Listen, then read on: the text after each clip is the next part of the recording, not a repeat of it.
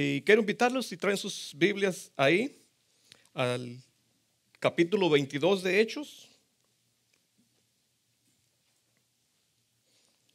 Una de las cosas que aprecio y que me marcaron hace casi 7 años de esta iglesia, y que fue, yo creo que algo que implementé inmediatamente, el aprecio por la predicación consecutiva o expositiva.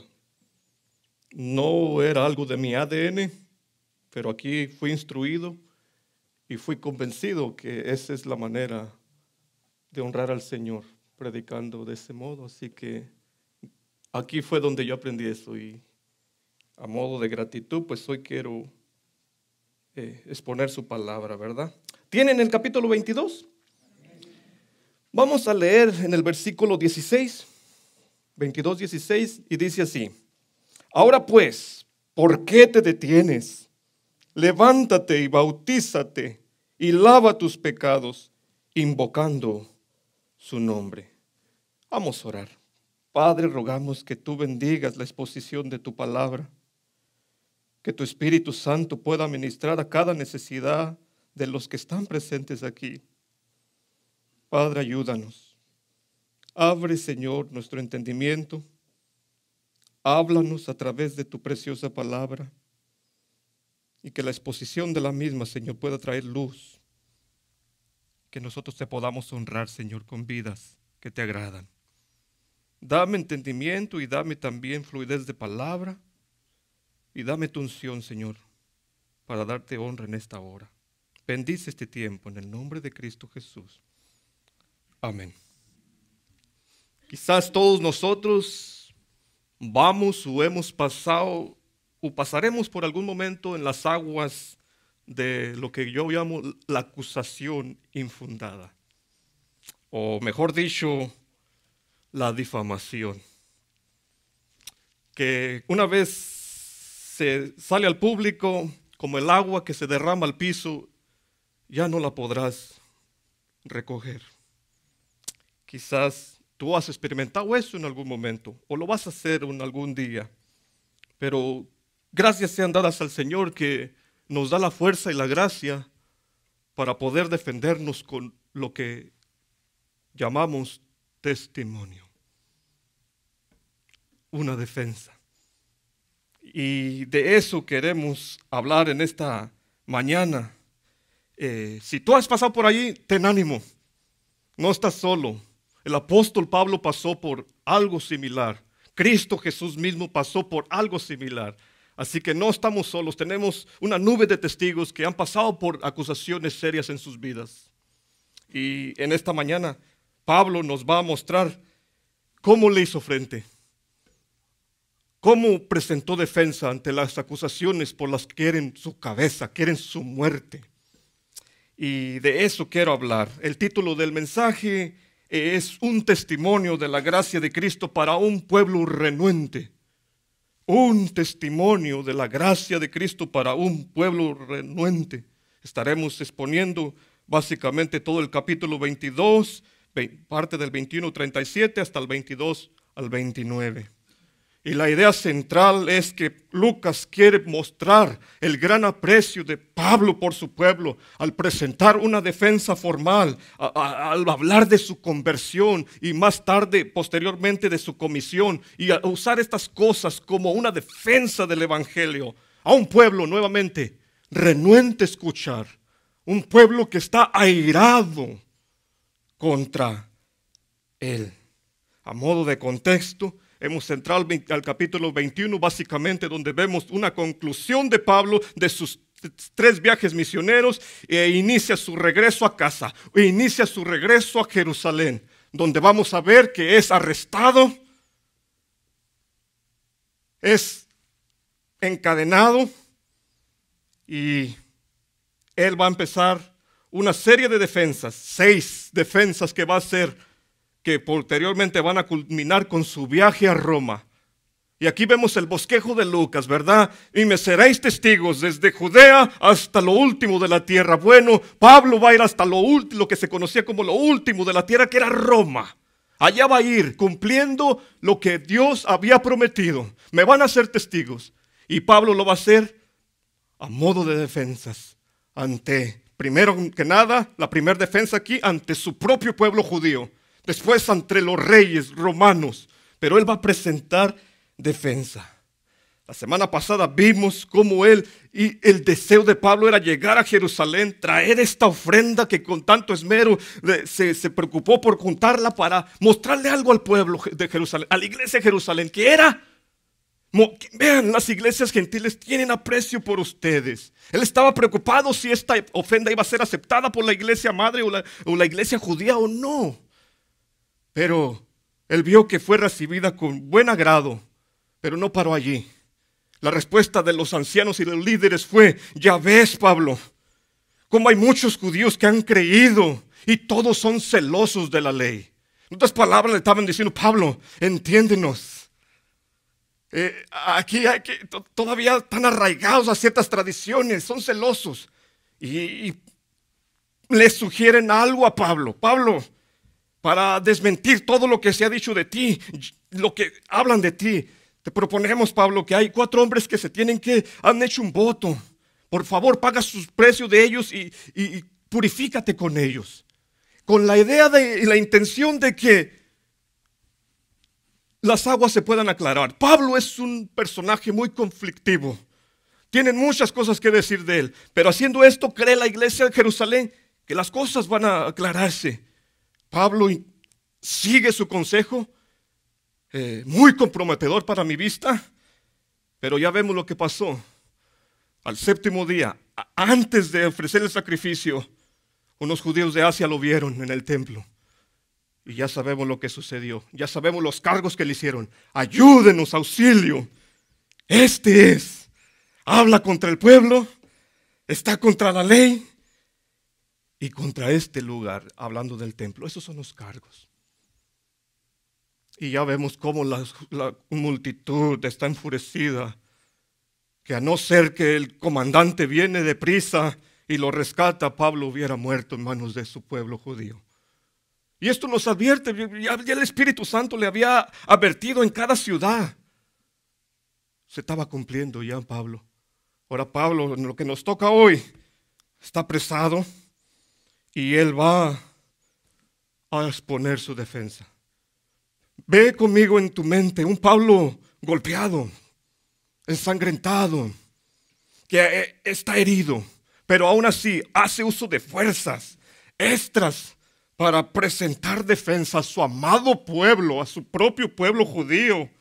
Y con ello él quiere defenderse. ¿Cómo? Relatando su conversión, hablando de la comisión, la cual no va a ser... la cual tiene como plan desmentir las acusaciones que le está haciendo los judíos de Asia. Hechos 21-28.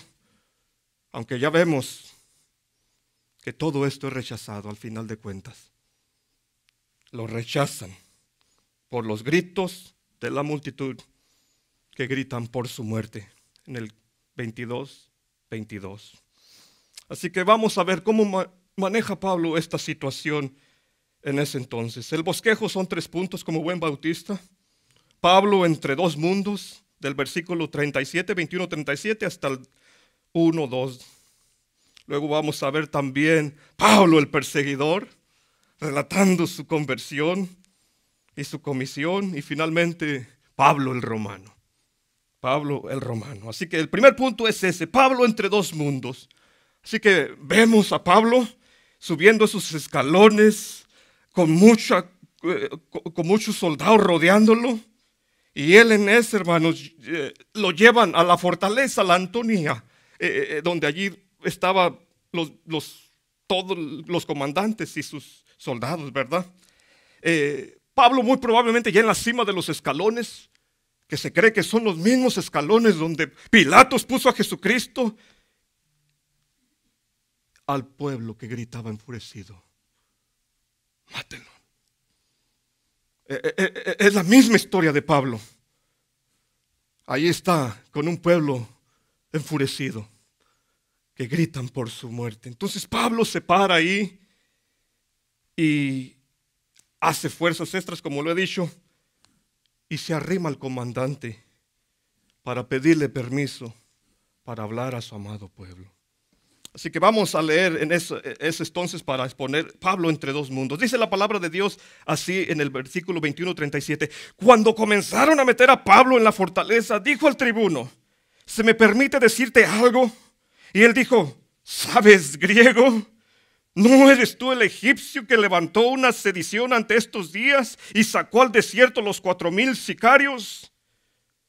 Entonces Pablo dijo: yo de cierto soy hombre, judío de Tarso, ciudadano de una ciudad no insignificante de Cilicia, pero te ruego que me permitas hablar al pueblo. Y cuando se le permitió, Pablo, estando de pie en las gradas, hizo señal con la mano al pueblo y, hecho gran silencio, habló en lengua hebrea diciendo: varones, hermanos y padres, oíd ahora mi defensa ante vosotros. Y al oír que les hablaba en lengua hebrea, guardaron más silencio. Y él les dijo. Aquí Pablo, hermanos, como digo, Pablo, el oriundo de Tarso, pide hablar al pueblo. Se le arrima al comandante, y la sorpresa de este comandante, que más adelante vamos a ver, Claudio Lisias es su nombre, es grande, se sorprende. Y la sorpresa de él es respondiéndole a Pablo ante su súplica de Pablo: ¿sabes griego? Y esto no quiere decir, hermanos, él no está afirmando: Pablo, ¿sabes griego? Oh, wow. Sino él le está diciendo: ¿sabes buen griego? Él, como comandante, distinguió rápidamente que este hombre era un hombre culto, un hombre educado. Y él, como anteriormente, quería saber el por qué lo habían apresado. ¿Por qué él estaba en ese problema? ¿Por qué? Y el pueblo gritaba una cosa, él no entendía, entonces lo metió. Pero al escucharlo hablar, dijo: puede que yo entienda por qué. Y puede que este hombre que habla muy bien sea una confusión por la que lo están queriendo matar, y este conflicto se ha levantado. Entonces, él accedió a su petición. Él accedió a escucharlo. Pero ante eso, él también ya, al igual que los judíos, se había hecho una imagen de Pablo. Y la suposición de él era: ¿no eres tú el egipcio que hace tiempo atrás levantó una sedición como hoy en día y sacó al desierto 4,000 sicarios? Entonces él creía que este egipcio que había levantado hace años atrás, que había dejado pues dice 4,000 sicarios, los llevó al monte de los olivos y esperaba que a su mando los muros se derribaran y a esa hora entrar y atacar a los romanos. Bueno, el general vino y mató a varios de ellos y él huyó. Creyó que era el mismo y que por eso el pueblo quería matarlo por lo que había sucedido. Pablo, hermanos, responde con estas palabras, aclarando su identidad: yo soy judío de Tarso. ¿Qué era Tarso en ese entonces, hermanos? Era una ciudad capitalina de no poca importancia, como Pablo lo dice, que estaba localizada en lo que hoy conocemos Turquía, en el sureste de Turquía, en Asia Menor. Pablo, por voluntad de Dios, permitió que naciera en ese lugar. Y como sabemos por los historiadores, no era una ciudad insignificante.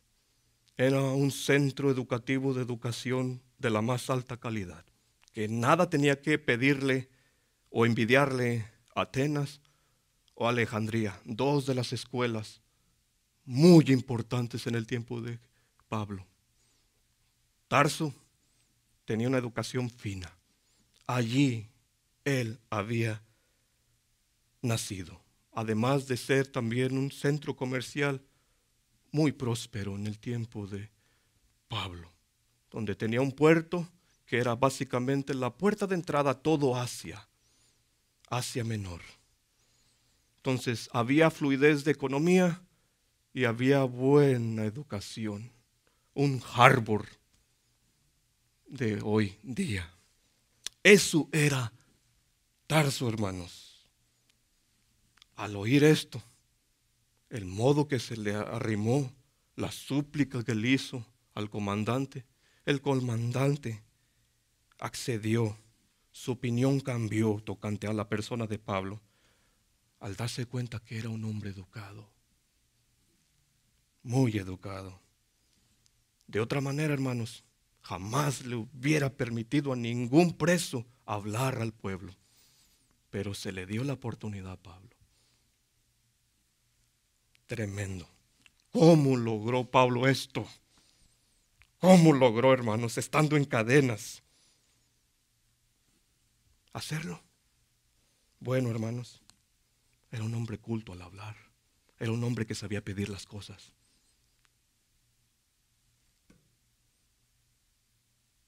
Y el comandante se lo otorgó, a pesar de estar en cadenas. ¿Qué nos enseña esto, hermanos, a nosotros? Bueno, que quiera Dios, que la gracia de Dios nos dé mucha gracia y sabiduría, hermanos, ante aquellos que quizás nos acusan como egipcios o nos tienen como egipcios. Que Dios nos dé la gracia para, con nuestra conducta respetuosa, lo desmienta.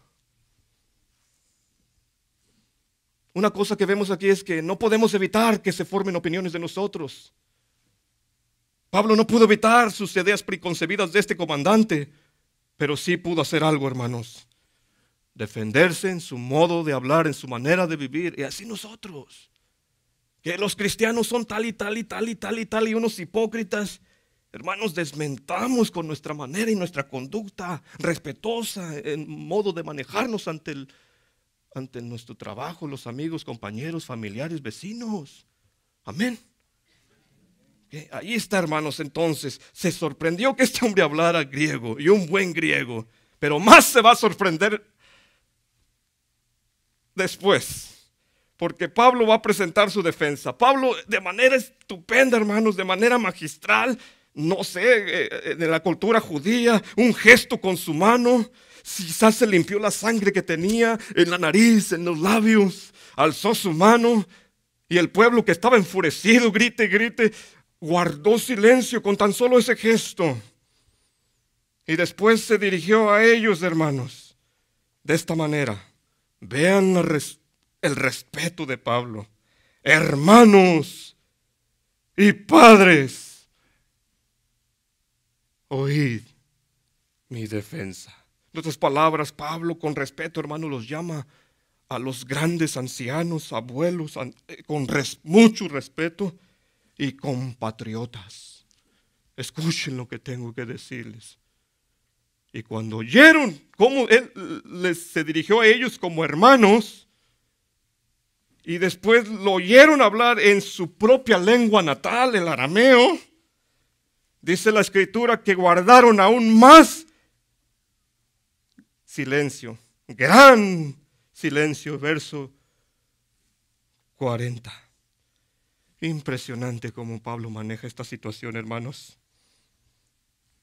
Ante una multitud embravecida, es difícil tú adquirir su atención cuando quieren tu muerte, cuando están gritando contra ti.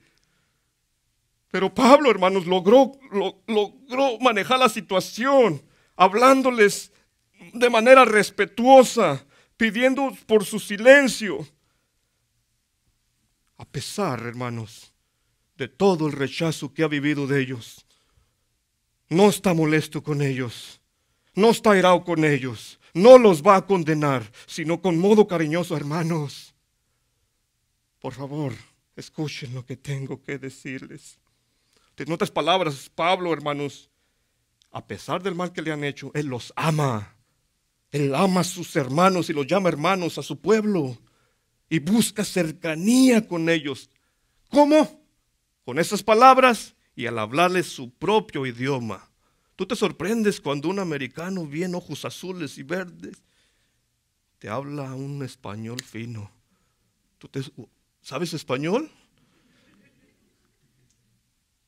Estos judíos de Asia y locales tenían a Pablo como una segunda generación. Ni siquiera nuestro idioma puede hablar. Los sorprendió. Les habló en su propia lengua. Y ellos honraron eso, guardaron silencio. Así que Pablo presenta aquí de forma respetuosa y en su idioma su defensa. Y aquí, hermanos, vemos un principio importante del cual Pablo ya nos enseñó en 1 Corintios 9, que él se hizo judío a los judíos y griego a los griegos y para ganar a muchos. Aquí vemos ese principio, hermanos. Aquí Pablo quiere ganar a muchos. ¿Y cómo lo hace, hermanos? Mostrando el gran conocimiento que tiene de la cultura y del idioma, ambos griegos como judíos. Mostrando esas habilidades, hermanos, nos muestra Pablo la manera que fue capaz de navegar en ambos mundos y aprovechar eso, el conocimiento que tenía para poder llevar el evangelio, avanzar el evangelio entre ambos sectores. Y aquí hay un principio, hermanos, algo que debemos rogar al Señor, que Él nos equipe cada vez más ante los desafíos de la cultura y el idioma que está cambiando rápidamente en nuestra nación. Aquí hay algo que hay que aprender, hermanos. Cómo Pablo pudo cruzar barreras de lenguaje, de cultura y llevar el evangelio. Aquellos que piensan y hablan diferente, nosotros también lo mismo. Tenemos grandes retos, hermanos. Nuestras segundas generaciones ya no hablan español y debemos respetar eso. ¿Cómo vamos a alcanzarlos? ¿Cómo vamos a alcanzar a los que piensan diferente a nosotros y opinan diferente y hablan diferente a nosotros? Pablo es un gran ejemplo. Gloria a Dios que aquí están haciendo un gran trabajo, poniendo las letras en inglés y en español, los cantos en inglés y español, acortando ese bridge, ese puente entre primera generación, segunda generación que se está haciendo grande. Que Dios nos auxilie, hermanos, a cortar esa distancia. Y tenemos el mayor ejemplo de ejemplos, Jesucristo mismo, siendo Dios, muy diferente al hombre, 1000 veces diferente al hombre, cruzó, se hizo hombre, acortando la gran distancia que había entre el hombre y Dios. Él es un gran ejemplo de lo que Pablo está viviendo aquí. Debemos aprenderle mucho al Señor. Así que Pablo, hermanos, va a comenzar su defensa. Una vez que ha querido el silencio del pueblo enfurecido, va a hablar de su identidad, de su educación, su conversión y su comisión. Así que eso nos lleva al segundo punto. Pablo, el perseguidor, relata su conversión y su comisión del versículo 3 hasta el 21. Dice así el versículo 3. Yo de cierto soy judío, nacido en Tarso de Cilicia, pero criado en esta ciudad, instruido a los pies de Gamaliel, estrictamente conforme a la ley de nuestros padres, celoso de Dios como hoy lo sois todos vosotros. Pablo nos habla de algo que él quiere desmentir en primer instante de lo que se le está acusando. Él se llama así un celoso de Dios. Y por si hubiera dudas de su celo por Dios, nos habla de su actividad. Él perseguía a cristianos. Ve lo que dice verso 4. Perseguía yo este camino hasta la muerte, prendiendo y entregando en cárceles a hombres y mujeres, como el sumo sacerdote también me es testigo, y todos los ancianos, de quienes también recibí cartas para los hermanos, y fui a Damasco para traer presos a Jerusalén también a los que estuviesen allí, para que fuesen castigados. Pablo, hermanos, inicia hablándonos y afirmándonos su nacionalidad nuevamente. Él dice, yo soy uno de ustedes. Yo soy judío. Obviamente yo nací en Tarso, una ciudad griega, ¿verdad? Pero no me desprecien por eso. Fui criado aquí. Mi educación fue en Jerusalén. Y fue ante el gran maestro Gamaliel. Fui instruido como un judío en la ley de nuestros antepasados. Él empieza a usar, hermanos, cosas que pueden ayudarlo a entrar con el pueblo, a identificarse con el pueblo. La ley. La ley. Dice conformidad, dice en estricta conformidad con la ley de nuestros antepasados. ¿A qué ley se refiere Pablo? A la Torá, hermanos, que abarcaba todo el sistema de leyes, hermanos, tanto civiles como ceremoniales. A eso Pablo se está diciendo. Allí yo los guardaba fielmente, o sea, fui instruido en eso. Esa fue mi educación. Dice, yo era un celoso de Dios. En otras palabras, Pablo tenía un anhelo tremendo por serle al agrado de Dios. A tal punto, hermanos, que no se conformó, sino que persiguió. Y como nos dice Hechos y otros textos más, Filipenses 3, lo hizo de la manera más celosa. Un fariseo de fariseos. O sea, las personas más estrictas, más conocedoras de la ley, los pastores de ese entonces. Ese era Pablo, un celoso que quería agradar al Señor a como fuera el lugar. Obviamente para adquirir salvación, legalismo, pero era un celo tremendo. Esto debería de haber contrarrestado la acusación que le han hecho a Pablo. Si es un judío, fue criado como judío, estricto a la ley, no puede estar contra la ley.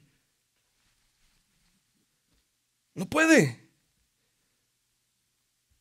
Era un celoso de la ley. ¿Cómo puede estar en contra de ella? Entonces esa acusación que le estaban haciendo se venía acá al suelo. Con esta sola afirmación de su educación.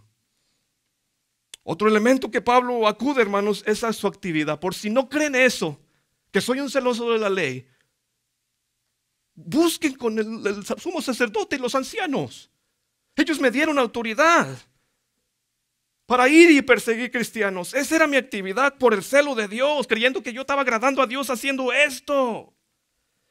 Ellos pueden confirmar que eso así es verdad. Recuerden, han pasado casi 30 años desde que él tuvo ese encuentro. Pero dice, vayan con ellos. Hay registros. Las autoridades estaban de su lado. Le dieron toda la luz amarilla y verde para poder ir a perseguir cristianos. Ese era Pablo el perseguidor, hermanos. Pero un buen día, verso 6, tuvo un encuentro con Jesucristo. Vean lo que dice versos 6 al 9. Pero aconteció que yendo yo al llegar cerca de Damasco, como a mediodía, de repente me rodeó mucha luz del cielo. Y caí al suelo y oí una voz que me decía, Saulo, Saulo, ¿por qué me persigues? Yo entonces respondí, ¿quién eres, Señor? Y me dijo, yo soy Jesús de Nazaret, a quien tú persigues. Y los que estaban conmigo vieron a la verdad la luz y se espantaron, pero no entendieron la voz del que hablaba conmigo. Pablo tuvo un encuentro con Jesucristo, hermanos. Al llegar cerca de Damasco, de repente una luz del cielo con gran resplendor lo rodeó y lo tumbó o lo arrojó al suelo. Y vean a un Pablo celoso de la ley, perseguidor, con toda la ley detrás de él, con mucha autoridad, preponderante. Va a ir a buscar cristianos a otra ciudad que no es Jerusalén, Damasco. Muy altivo. Dios lo humilla. Aquí hay una lección que está por toda la Biblia. Dios da gracia al humilde, pero humilla al altivo. Esto sucedió con Pablo, el que nos dice que estaba súper orgulloso de todo esto, de ser un fariseo. Aquí está, hermanos, siendo humillado. Y a veces Dios tiene que hacer eso con nosotros, ¿no? Para que podamos entender, comprender una gran verdad. Amigo, amiga, sin Cristo no somos nada. no somos nada. Sin Él nada podemos hacer. Nada. Pablo tuvo que aprenderlo de una manera dolorosa. Sus ojos. Ahora está humillado en el suelo. Y desde allí recibe la instrucción. Saulo, Saulo, ¿por qué me persigues? Pablo, ignorante de quién era, hablaba con él, la voz, ignoraba esto. Él pregunta, hermanos, ¿quién eres, Señor? Pablo, el conocedor de la ley. Pablo, el instructor de la ley. Desconoce al dador de la ley, del que habla la Torá, toda la Torá habla de él, desconoce quién está hablando con él, siendo quien era. Esto nos habla de su ceguera, de su entendimiento, no entendía quién era Jesucristo. Y qué glorioso es el día, amados hermanos creyentes aquí, cuando nuestro orgullo es hecho pedazos y nos damos cuenta que no le conocíamos, que lo ignorábamos y que estábamos perdidos sin Él. Y esa luz es abierta, ese entendimiento es abierto. Gloria a Dios. Cuando eso nos sucedió, hermanos, que sabíamos que estábamos perdidos sin Él. La voz fue inmediata, hermanos. A la pregunta de Saulo, Pablo, es inmediata la voz responde: yo soy Jesús de Nazaret, a quien tú persigues. El problema de Pablo o de Saulo era con Jesucristo. Y acá hay otra gran verdad. Meterse con la iglesia es meterse con el fundador de la iglesia. Él lo toma muy a pecho. Lo que me hagan a ellos, me lo hacen a mí. Jesucristo lo toma personal. ¿Por qué me persigues? Pablo se da cuenta del gran problema al que está, de la magnitud de lo que estaba haciendo.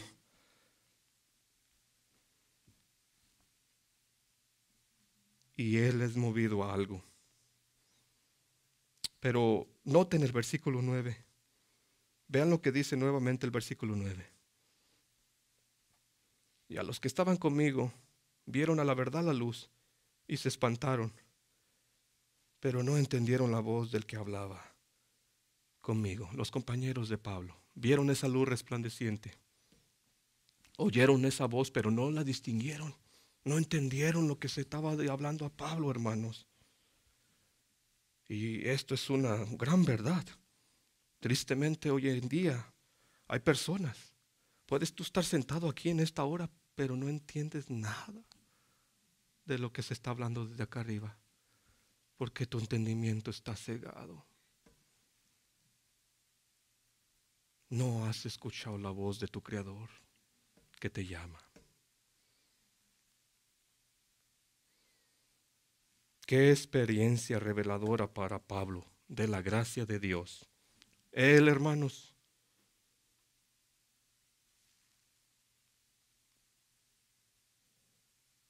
no merecía, como ninguno de nosotros, tanta gracia. Andaba persiguiendo a los creyentes, pero aquí la gracia de Dios nada más lo arrojó al suelo, no lo mató. ¿Me entienden?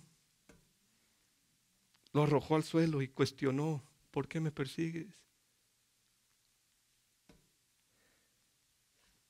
Aquí, hermanos, la gracia de Dios es grande para un religioso pecador como Pablo. Y la gracia de Dios ha sido muy grande para ti y para mí. No somos mejores que Pablo. Vamos a ver el versículo 10 al 16. Vean lo que me encanta, hermanos. ¿Quién eres, Señor? Yo soy Jesús de Nazaret, a quien tú persigues. Vean lo que sucede a Pablo. Vean la conversión de Pablo, hermanos. Y dije, verso 10, ¿qué haré, Señor? Y el Señor, el Curios, el Señor del universo, el gran yo soy, me dijo: levántate y ve a Damasco, y allí se te dirá todo lo que está ordenado que hagas. Aquí está Pablo, hermanos. Un Pablo sumiso. Esta experiencia fue clave para Pablo, cambió su vida de por siempre, hermanos, fue para siempre. Ahora con mucha reverencia se somete al señorío de Jesucristo, preguntando: ¿qué debo hacer, Señor? Allí está la marca de un verdadero creyente, hermanos. Alguien que de corazón busca someterse al Señor. Alguien que de corazón busca ahora en adelante ser instruido por Él en sus caminos, que comienza a obedecerlo. Aquel a quien antes osaba rebelarse contra su autoridad. Todo eso ha cambiado para Pablo. ¿Qué debo hacer, Señor? ¿Qué debo hacer? Y mi pregunta, creyente renovado en Jesucristo, nacido de nuevo, mi pregunta es esta: ¿esta es tu experiencia de hoy en adelante? ¿Buscas conocer su voluntad? ¿Buscas someterse a lo que Él demanda en su ley? ¿Anhelas ser instruido para honrarle, para agradarle a Él? No para adquirir salvación, sino porque ya te rescató. Ese eres tú, amado hermano, hermana. ¿Qué haré, Señor? ¿Qué haré? Hermanos, quiera Dios que así sea. Porque no hacer su voluntad es una de las marcas de que todavía estamos en condenación. ¿Por qué me llaman Señor, Señor y no hacen lo que yo mando? Apartaos de mí. No hacen mi voluntad. ¿Sí se dan cuenta cómo Pablo ha cambiado todo? Busca hacer a la voluntad. Busca agradarle. Esa es una experiencia, hermanos. Esa es una experiencia. Bueno, levántate, le dice la voz de la divina providencia, y entra. Allá se te dirá lo que debes hacer. Pablo, hermanos, lamentablemente se levanta, pero no puede ver nada. Y es curioso cómo este dato en Lucas dice que no veía nada y fue auxiliado por los que estaban con él y fue llevado de la mano a Damasco por los que estaban con él. No es un hábito de Dios enviar ciegos, pero aquí, por la experiencia que tuvo Pablo, perdió su vista y entró ciego a Damasco. Así que allí Pablo habla de otra experiencia más, ¿verdad? Que entrando en Damasco, Dios envió uno de sus mensajeros llamado Ananías. Y vea lo que dice del verso 12. Entonces uno llamado Ananías, varón piadoso según la ley, que tenía buen testimonio de todos los judíos que allí moraban, vino a mí y acercándose me dijo: hermano Saulo, recibe la vista. Y yo en aquella misma hora recobré la vista y lo miré. Y él me dijo: el Dios de nuestros padres te ha escogido para que conozcas su voluntad y veas al justo y oigas la voz de su boca. Hermanos, vemos aquí la descripción que hace de este judío creyente en Jesucristo, y lo llama Pablo como un varón piadoso según la ley. Nuevamente habla de la ley. Recuerde, es su público, recuerden, son celosos de la ley. Ya se lo dijo Santiago y todos los ancianos. El pueblo que tiene allí enfurecido ama la ley. Y él quiere usar cosas que desmientan lo que lo están acusando y que cautive, que haga clic con ellos. Y la ley era uno de ellos. Así que él habla este dato que no habla en Hechos capítulo 9 de Ananías, ¿verdad? Un hombre piadoso, honraba las escrituras, honraba la Torah como ellos le llamaban, ¿verdad? Y no solamente eso, sino también, vean, hermanos, de buen testimonio. Se agostaba de todo, de gran respeto, hermanos, de toda la comunidad judía en Damasco. Lo respetaban por ser un hombre piadoso y de buen testimonio. Y esto prueba algo, hermanos, para Pablo y su público. Era que él recibió su comisión de parte de no cualquier persona. Por así decirlo, fue con las manos ungido, ¿verdad? Por una persona judía de buen testimonio. Si Pablo fuera un hombre que habla contra la ley, que está contra la ley de Dios, un hombre como Ananías no le hubieran puesto las manos. Pero aquí había otra evidencia más de la defensa de Pablo, ¿verdad? Su comisión fue de un judío piadoso y por parte de Jesucristo. No es algo que él se inventó, ¿verdad? Vemos que este hombre va con la buena noticia, recibe la vista. Y recibió la vista, hermanos, verso 13. Qué día glorioso cuando ciegos como nosotros pudimos ver nuestra pecaminosidad, nuestra maldad y ver el remedio en Jesucristo. Pablo recupera la vista, hermanos, y se le da un buen mensaje, una buena noticia, un buen evangelio. Verso 14 al 15. El Señor dice, te ha escogido, la elección, ¿verdad? Para algo específico, Pablo, para conocer su voluntad, oír su voz y ver al justo. Y tú serás su testigo piadoso, su testigo, ¿verdad? Ante una multitud grande. Pero vean aquí cómo va el asunto, hermanos, en verso 14. Vean cómo se refiere, algo que les llamó mucho la atención al público. Y él les dijo, el Dios de nuestros padres te ha escogido. El Dios de nuestro padre Abraham, Isaac y Jacob. Él te ha escogido, no es un Dios diferente. Es el Dios que ustedes honran, al que me llamó a mí. Es el mismo Dios, ¿verdad? Y te ha escogido para tremendas realidades, ¿verdad? Conocer su voluntad. Oírlo y verlo. Y es lo que hace Pablo, ver al Señor Jesucristo, ser instruido por Él. Corintios dice, no, yo también vi al Señor. Yo también lo vi. Qué bendición para Pablo. Y aquí vemos, hermanos, tremendas realidades de lo que le sucede a todo creyente. Ciego, ahora ve. Ignorante, ahora conoce su voluntad. Sordo, ahora oye su voz. Antes un defensor de la injusticia, de la maldad, del mal, un fiel amante de ella. Ahora es un testigo de la gracia de Dios. Antes odiaba el camino, ahora lo ama. Esto solamente sucede y esto solamente lo hace el Señor. Él es el que puede dar vista al ciego, oído al sordo. Y es lo que ha hecho en cada creyente. Es lo que ha hecho con nosotros. Que antes ignorábamos su voz. Que antes no le amábamos. Ahora le amamos. Escogidos por Dios, ¿verdad? Gloria a Dios por eso. Pero vean cómo termina la instrucción. Verso 16. Ahora pues, ¿por qué te detienes? ¿Por qué sigues todavía ahí? Levántate y bautízate y lava tus pecados invocando su nombre.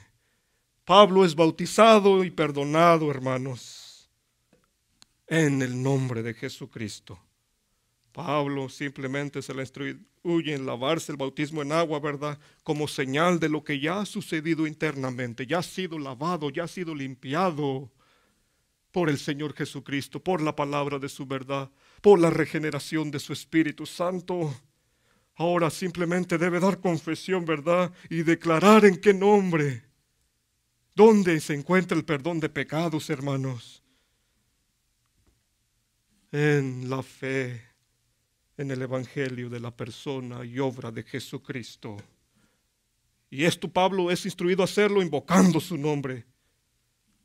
Al que le ha dado perdón de pecados, al que perdona pecados, al que murió en esa cruz. Hay un canto. ¿Quién me puede dar perdón? Solo de Jesús la sangre y un nuevo corazón. Es solamente a través de la fe en Jesucristo. Si tú estás aquí y no tienes perdón de pecados, aún no has sido perdonado tus pecados, ¿por qué te detienes? Amigo, amiga, clama al Señor Jesucristo. Él es amplio para perdonar pecados. Pero tú me dirás, pero yo he ido muy lejos. Y ha pasado tantos pecados en mi vida que creo que el Señor ya no me puede perdonar. Escucha la divina providencia y la autoridad de Dios. Todo el que viene a mí, yo no le echo fuera. El Señor está listo para perdonar pecados. Ven a Él sin tardar. Escucha su voz que te llama de las tinieblas a su luz admirable. Para ir concluyendo, punto 3. Pablo, hermanos, habla de no solamente su conversión, sino ahora habla también de su comisión por el Señor Jesucristo. Pablo regresa con una renovada fe, un corazón apasionado por ese nombre donde ha recibido perdón de pecados a Jerusalén, para hablar y ser testigo de Él. Y estando en Jerusalén, en el templo, oraba Él y tuvo una visión. Y la visión le dio esta noticia, ¿verdad? Jesucristo le dijo, verso 18, y le vi que me decía, date prisa y sal prontamente de Jerusalén, porque no recibirán tu testimonio acerca de mí. Si esto habla, hermanos, de su conversión, que él fue a Jerusalén, como Gálatas nos lo dice, él sabía que no lo iban a escuchar. Ya se le había advertido. Y si esto Pablo lo tuvo cuando entró a Jerusalén y traía la ofrenda y entró al templo a orar, que al séptimo día ni una semana duró en que no lo arrestaran. Si esto sucedió en ese entonces, él sabía que no le iban a escuchar. Pero él tenía una comisión de hablarle al pueblo gentil. Así que esto arroja más luz. Acuérdense, en la acusación de los judíos ya sea, está contra este lugar. ¿Qué hace un hombre que está contra el templo orando en el templo? Otra desmiente, otra acusación. Él estaba en el templo orando como un fiel judío. Pero allí recibe esta comisión, ¿verdad? Y Pablo dice, Señor, no puede ser posible.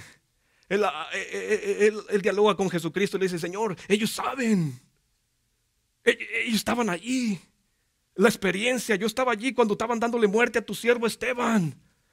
De ellos recibí cartas para ir allá. Ellos saben todo esto. Seguro eso me va a ayudar para que ellos sepan que ahora me has cambiado. No, al contrario, lo van a tomar como que eres un traidor ahora. No te van a escuchar, Pablo. Verso 21. Pero me dijo, ve porque yo te enviaré lejos a los gentiles. Hablando de la comisión ahora que iba a tener con el pueblo gentil. Pablo es el apóstol a los gentiles. Cuando el pueblo escuchó esta palabra gentil, hermanos, sus oídos se cerraron. Se llenaron de gran violencia nuevamente contra Pablo. ¿Por qué? ¿Qué fue lo que pasó? Que era un gentil. Porque se vuelven a enojar.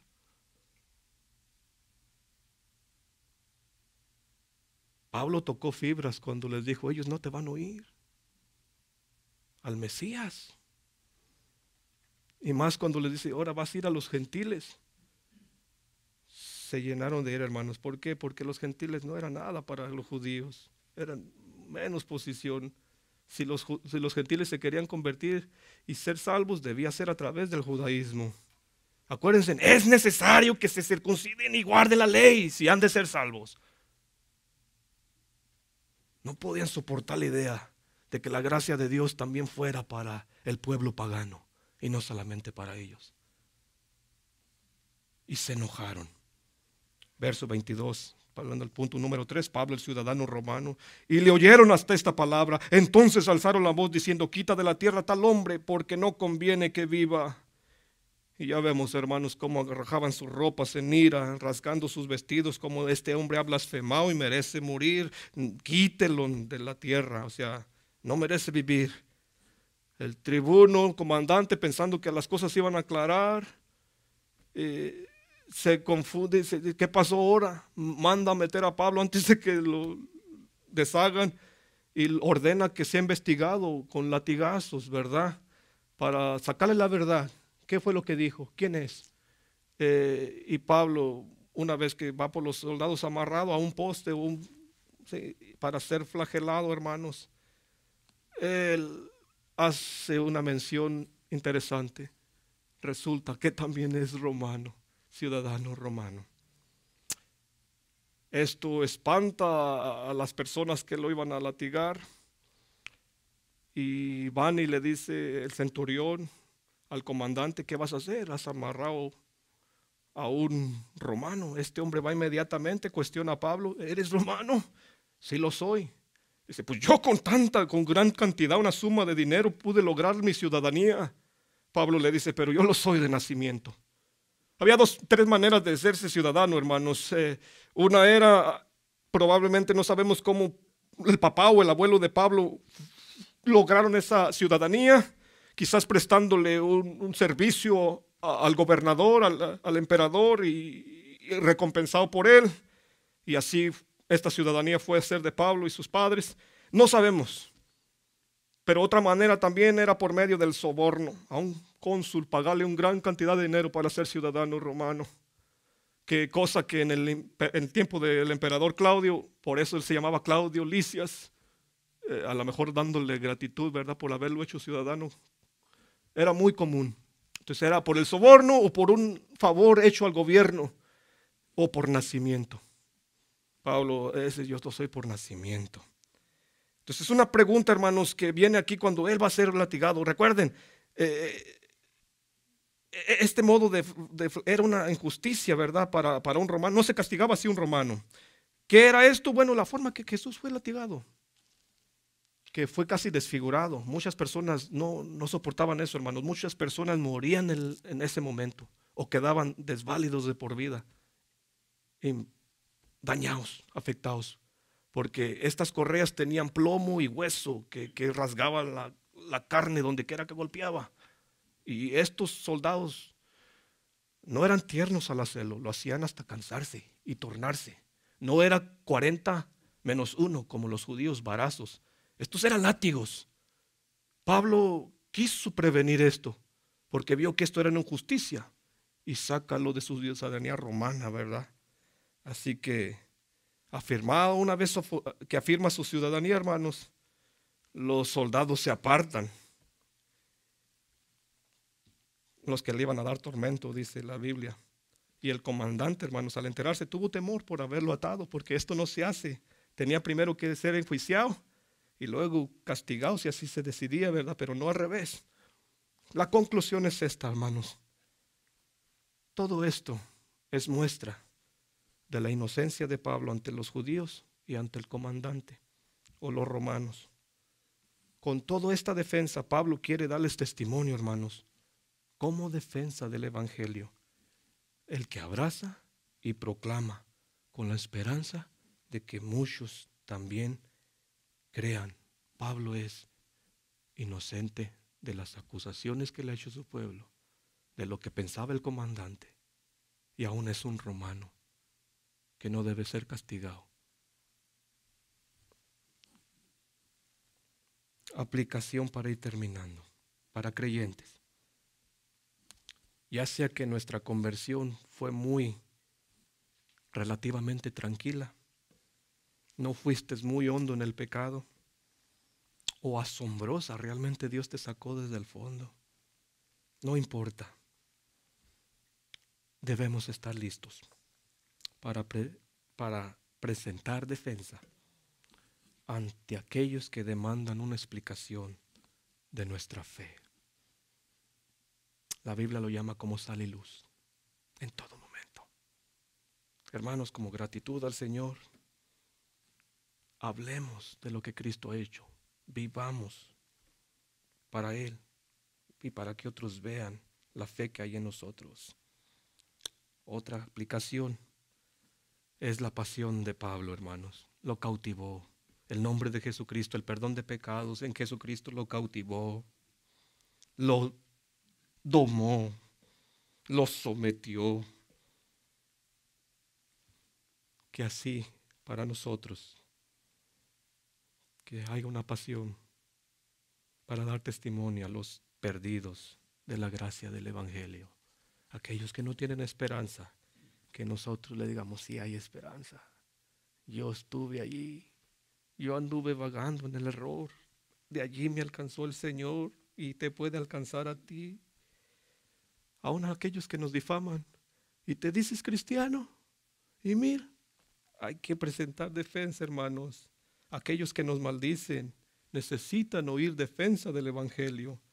De tal manera, hermanos, que no de lo que nos acusan de malhechores se venga al suelo. Los cristianos amamos a Jesucristo y queremos honrar sus mandamientos. Si no eres creyente, espero haberte dado pruebas de que Cristo es grandioso, que está amplio para recibir. Y mi pregunta es la siguiente: si tú no te consideras creyente, ¿qué esperas para venir aquel que tiene poder para perdonar tus pecados? ¿Qué esperas? Aquel que se hizo hombre, que vivió la vida perfecta que tú y yo jamás podemos vivir, que murió en lugar de nuestros pecados, él como cargando la culpa del pecador, que resucitó y nos justifica, ¿verdad? Para justificar a muchos, como dice la Escritura, que ahora está a la diestra del Padre, intercediendo por los que son suyos y que guarda pacientemente su venida, donde ha de venir a juzgar y a poner a todos sus enemigos bajo sus pies y gobernar en amor eterno con sus súbditos, su pueblo, en amor y paz por toda una eternidad. Él viene por segunda vez. ¿Qué esperas para invocar su nombre y ser perdonado en esta hora? Perdonada. Ven a Cristo. Él te ofrece perdón de pecados. Ven a Cristo. Él te ofrece paz, paz eterna. Ven a Cristo. Él ofrece descanso. Ven a Cristo. Él ofrece gozo, amor eterno. Él y solo Él tiene lo que tu alma necesita. Ven, amigo, amiga, sin tardar a Él, en fe y arrepentimiento. Ven a quien puede llenar tu sed con agua viva. Ven al que puede darte pan, pan del cielo. Vamos a orar.